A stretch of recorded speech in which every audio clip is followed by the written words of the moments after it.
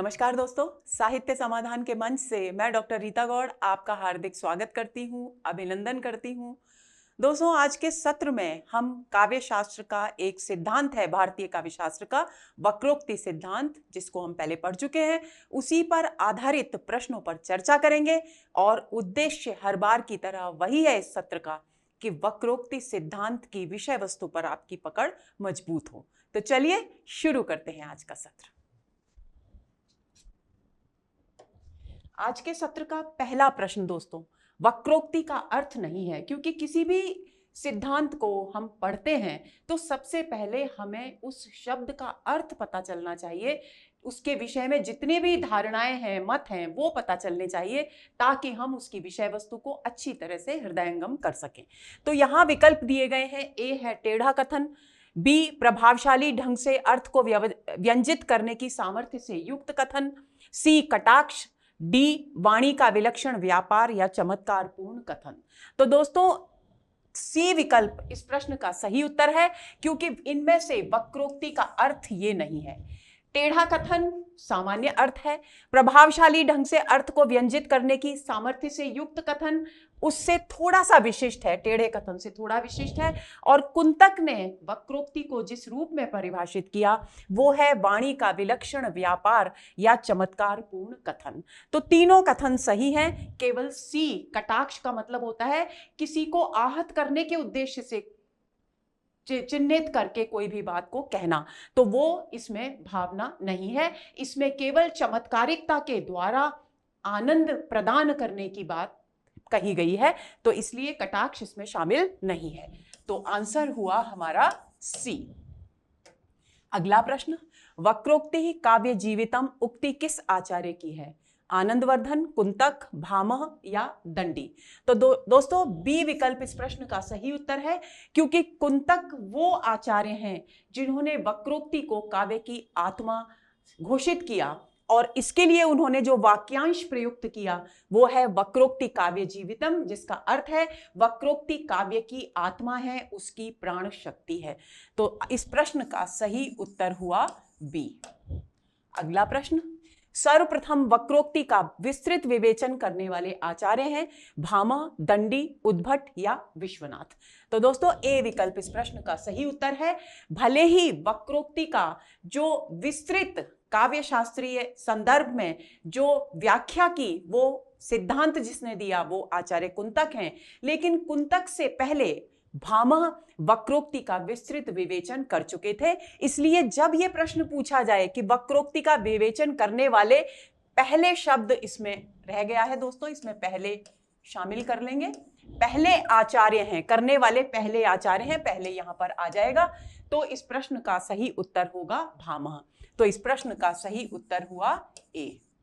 अगला प्रश्न, वक्राभिधेय शब्दोक्ति रिष्टा वाचाम अलंकृति, वक्रोक्ति की यह परिभाषा किस आचार्य ने दी? दोस्तों, जब हम भारतीय काव्य शास्त्र पढ़ते हैं तो उसमें संस्कृत आचार्यों के द्वारा, भारतीय विद्वानों मनीषियों के द्वारा जो भी संस्कृत में वाक्यांश दिए गए हैं परिभाषा के तौर पर, या जो बहुत महत्वपूर्ण हैं, वे आपको अर्थ समझकर कंठस्थ कर लेने चाहिए। अर्थ समझना इसलिए जरूरी है क्योंकि कंठस्थ करने में सुविधा होगी। तो ये जो कथन है वक्राभिधेय शब्दोक्ति रिष्टा वाचाम अलंकृति, इसके लिए विकल्प दिए गए हैं रुद्रट, वामन, भामह या कुंतक। तो सी विकल्प इस प्रश्न का सही उत्तर है। अब कैसे याद करेंगे आप इसको? तो वक्राभिधेय यानी वक्रता नाम है, शब्द उक्ति यानी शब्द और अर्थ से समन्वित विशिष्ट अलंकारपूर्ण चमत्कारिक कथन का, और ये परिभाषा भामह जो कि पहले वक्रोक्ति का विस्तृत विवेचन करने वाले आचार्य हैं, उन्होंने ये कथन कहा वक्रोक्ति के विषय में। और तो इस प्रश्न का सही उत्तर होगा सी। किस विद्वान ने वक्रोक्ति का अर्थ अतिशयोक्ति माना और उसे सर्वालंकार मूला कहा? दोस्तों, पिछले प्रश्न पर एक बार वापस आते हैं।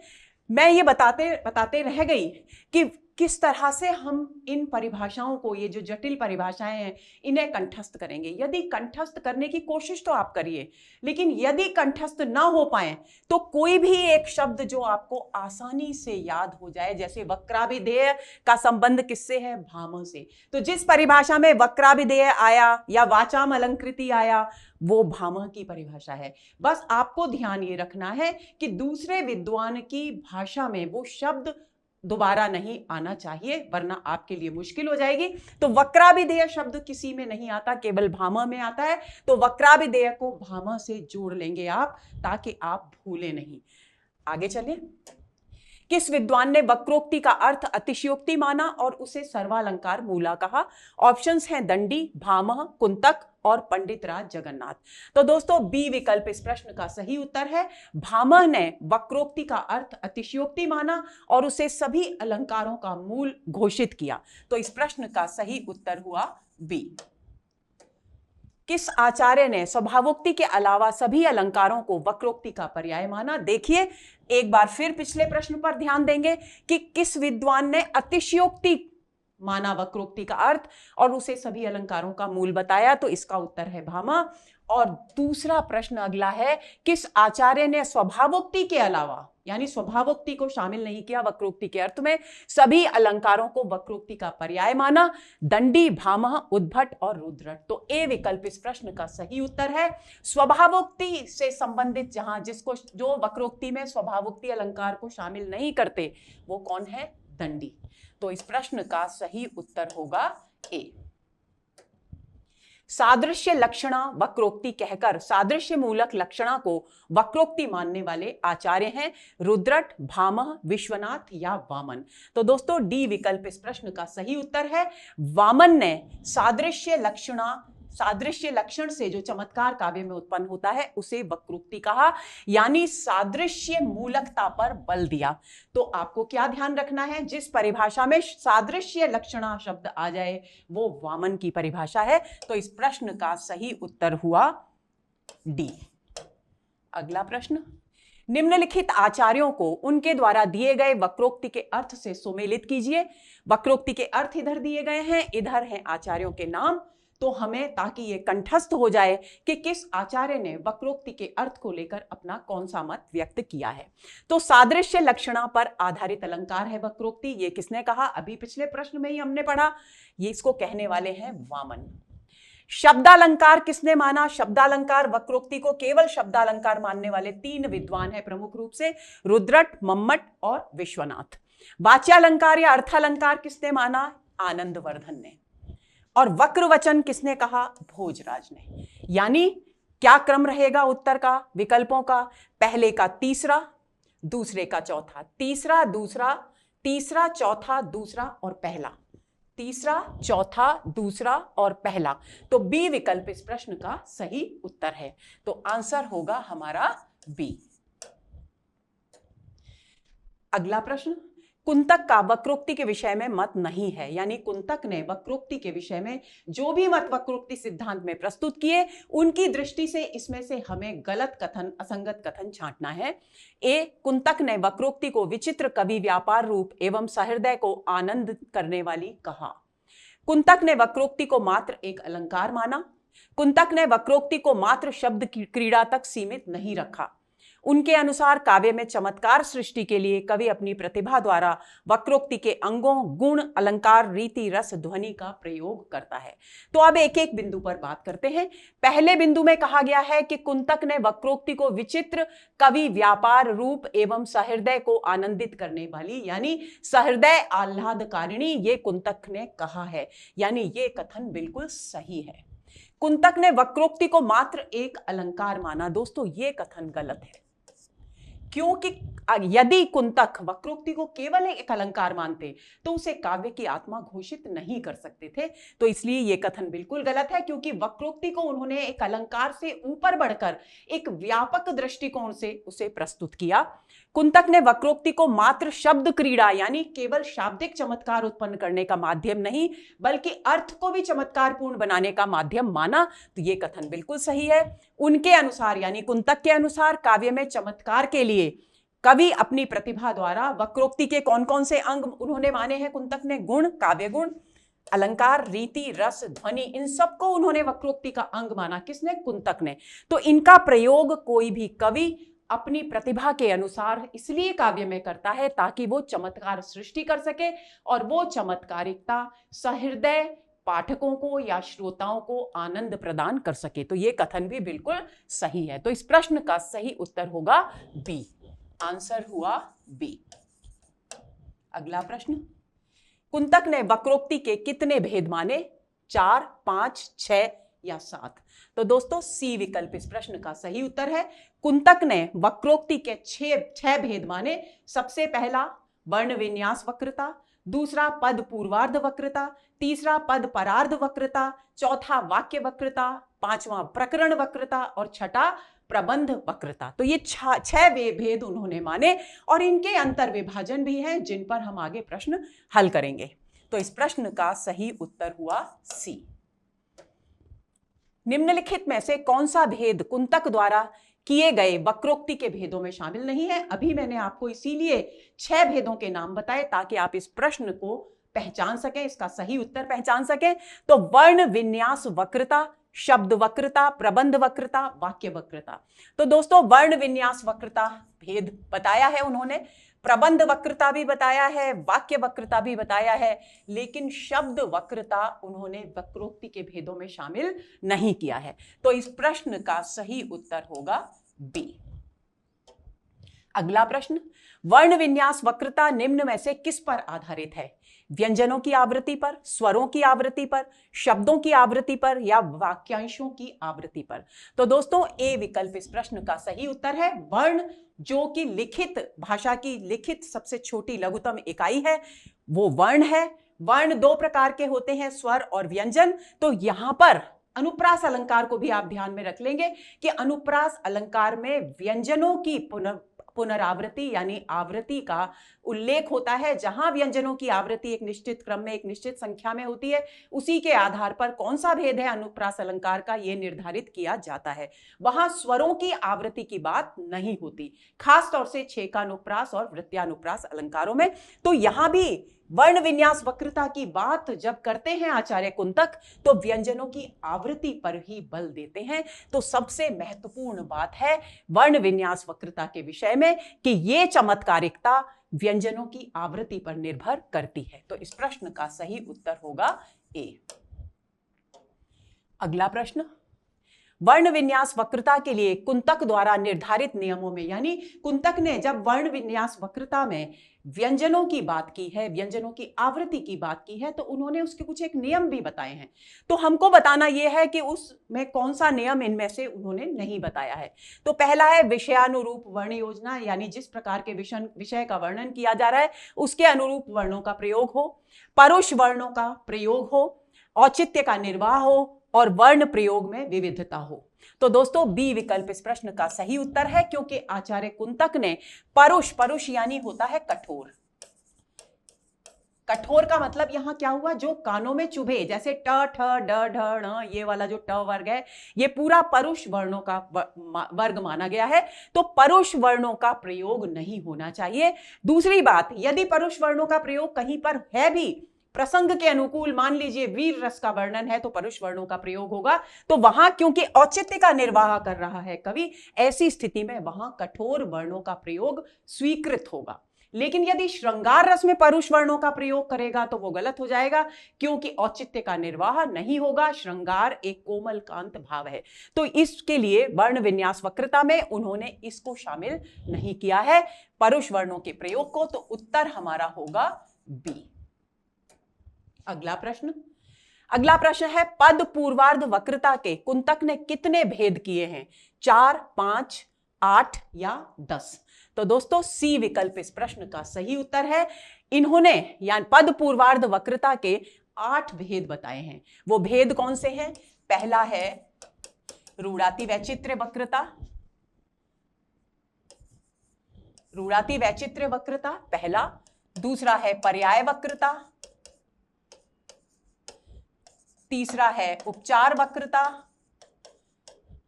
चौथा है विशेषण वक्रता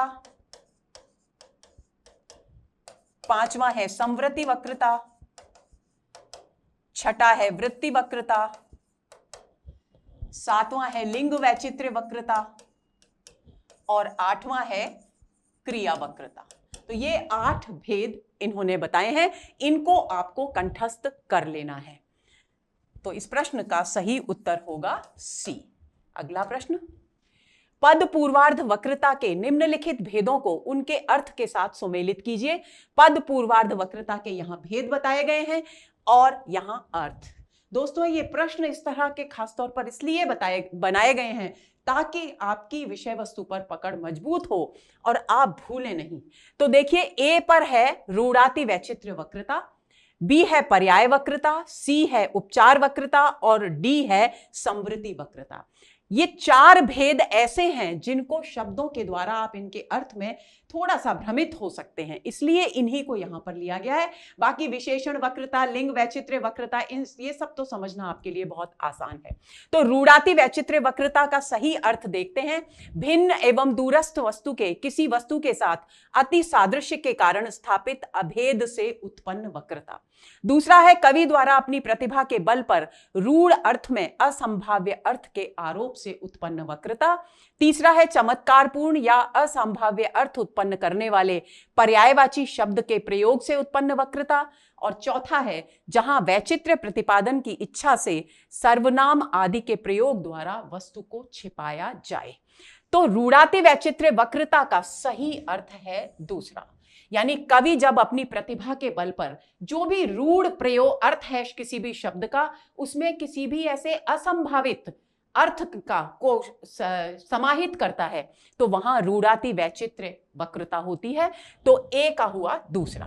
पर्याय वक्रता, जब पर्याय वक्रता का हुआ तीसरा, क्योंकि चमत्कारपूर्ण या असंभाव्य अर्थ उत्पन्न करने के लिए जब पर्यायवाची शब्दों से के प्रयोग से वक्रता उत्पन्न होती है, चमत्कार उत्पन्न होता है काव्य में, तो वो पर्याय वक्रता। पर्याय को आप पर्यायवाची से जोड़ लीजिए क्योंकि ये उसी का संक्षिप्त रूप है। तो इसका बी का हुआ तीसरा, यानी दूसरा तीसरा। उपचार वक्रता, उपचार वक्रता का अर्थ है पहला। उपचार वक्रता को कैसे समझ लेंगे? जब हम दूर से किसी भी वस्तु को देखते हैं तो वो बिल्कुल भिन्न वस्तु है, लेकिन दूर से देखने के कारण और कुछ एक समानताओं के कारण वो वस्तु हमें किसी अन्य वस्तु की जैसी लगती है और हम एक बार को भ्रमित हो जाते हैं कि कहीं वो ये वस्तु तो नहीं। तो सादृश्य के कारण जो अभेद हमारे मन में उत्पन्न होता है उसका वर्णन करने से जो चमत्कार काव्य में उत्पन्न होता है उसे कहते हैं उपचार वक्रता। तो दूसरा, तीसरा और पहला। और संवृत्ति, संवृत्ति शब्द का अर्थ होता है किसी भी चीज को छिपाना। तो मान लीजिए श्रृंगार रस का वर्णन है और नायिका के सौंदर्य का वर्णन करना है नायक को, लेकिन वो सामाजिक भय से, सामाजिक मर्यादा के पालन को ध्यान में रखकर नायिका का नाम नहीं लेना चाहता, तो विभिन्न सर्वनामों के द्वारा उसके सौंदर्य का वर्णन करता है, यानी मूल वस्तु को यानी नायिका को छिपाया जा रहा है। तो ये हुई संवृत्ति वक्रता, जहां छिपाने का भाव हो और उसके स्थान पर, संज्ञा शब्द के स्थान पर सर्वनाम का प्रयोग हो। तो यहां ये हुआ चौथा। तो क्रम हमारा कुछ इस तरीके से होगा, दूसरा, तीसरा, पहला और चौथा। आइए कूट देखते हैं। दूसरा, तीसरा, पहला और चौथा, डी विकल्प इस प्रश्न का सही उत्तर है। आंसर हुआ हमारा डी। अगला प्रश्न, पद परार्ध वक्रता किस पर आधारित होती है? प्रत्ययों के योग पर, वर्ण सौंदर्य पर, शब्दों की आवृत्ति पर या लिंग प्रयोग पर? तो दोस्तों इसका सही उत्तर है ए। अब आप कैसे ध्यान रखेंगे कि पद परार्ध वक्रता किस पर आधारित होती है? पद क्या होता है? मैं आपको कई बार बता चुकी हूं, पद का अर्थ है जब कोई भी स्वतंत्र शब्द वाक्य में प्रयुक्त होता है और वाक्य के अन्य शब्दों के साथ अपना संबंध स्थापित कर लेता है तो वो कहलाता है पद, यानी वाक्य में प्रयुक्त होने पर शब्द पद बन जाता है। अब परार्ध यानी पर मतलब बाद में, तो यानी पद के बाद में जुड़ने वाला, पद के बाद में जुड़ने वाली चीज क्या होती है? प्रत्यय। तो आप इस तरीके से इसको ध्यान में रखेंगे, पद परार्ध वक्रता यानी प्रत्ययों के योग से जो काव्य में चमत्कार उत्पन्न हो वही पद परार्ध वक्रता का मूल आधार है। तो इस प्रश्न का सही उत्तर होगा ए। अगला प्रश्न, पद परार्ध वक्रता के कुंतक ने कितने भेद माने हैं? 2, 4, 6 या 8? तो दोस्तों सी विकल्प इस प्रश्न का सही उत्तर है। इस पद परार्ध वक्रता के कुंतक ने 6 भेद माने हैं और ये भेद है काल वैचित्र्य वक्रता, वचन वैचित्र्य वक्रता, कारक वैचित्र्य वक्रता, पुरुष वैचित्र्य वक्रता और उपग्रह वक्रता, और अंतिम हुआ प्रत्यय वक्रता, जिसकी चर्चा हमने पिछले प्रश्न में की।